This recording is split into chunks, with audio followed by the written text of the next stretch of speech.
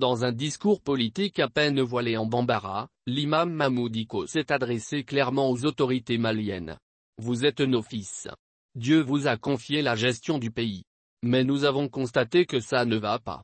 Encore, j'ai dit à mon fils qu'il est encore jeune. Assimi doit laisser le pouvoir. Il n'est pas prêt à évoluer dans le marigot politique malien infesté de crocodiles qui n'en feront qu'une bouchée, a-t-il dit en parabole. Je vois que ça ne va pas. C'est pourquoi j'ai décidé de prendre la parole, a-t-il ajouté. On ne s'entend pas entre nous, on n'est pas avec le reste du monde. Il faut qu'on se donne la main, sinon le pays n'est pas sur la bonne voie. L'isolement actuel du pays ne peut pas continuer, a-t-il ajouté. L'imam n'a en aucun moment cité le nom du Premier ministre, Dr Kshogel Kokalamega, il l'ignore dans son discours. La guerre, inévitable, est en tout cas déclenchée, car les injures proférées à son encontre par les partisans du chef du gouvernement l'ont choqué. Il est intraitable à ce niveau, tous ceux qui l'ont insulté ont été combattus et chassés d'une manière ou d'une autre. En clair, les jours de ces KM sont comptés. Il prévient les incrédules et les partisans d'un éventuel bras de fer avec la communauté internationale qui n'arrangerait pas du tout le Mali.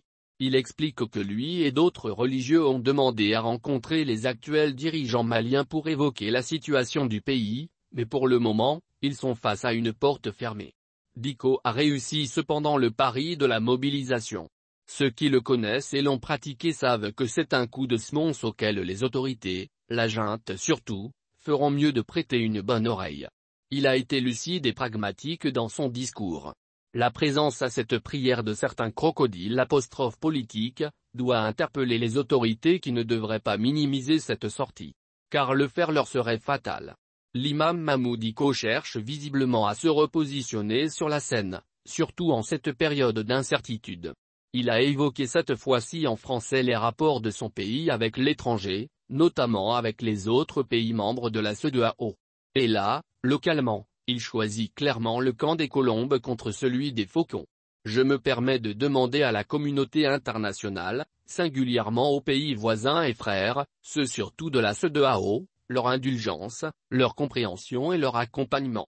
Notre pays traverse une situation difficile aujourd'hui. Le peuple malien est un peuple reconnaissant, nous ne sommes pas un peuple ingrat. Les partisans de l'imam, qui a contribué à la chute de l'ancien président malien Ibk, préviennent, désormais, on l'entendra de plus en plus souvent. Pour conclure, l'imam Mahmoud Dicko a appelé à l'union sacrée.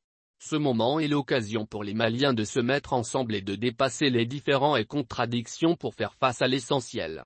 Je demande à toutes les forces vives et aux autorités de la transition de se mettre ensemble pour un sursaut national afin de sauver l'essentiel qui est notre pays. Dicko demande la clémence de la communauté internationale envers le Mali.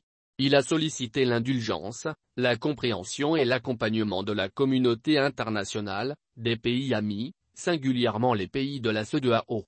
Le peuple malien n'est pas ingrat. Certes, nous ne sommes pas un peuple soumis, mais nous sommes reconnaissants, a-t-il dit.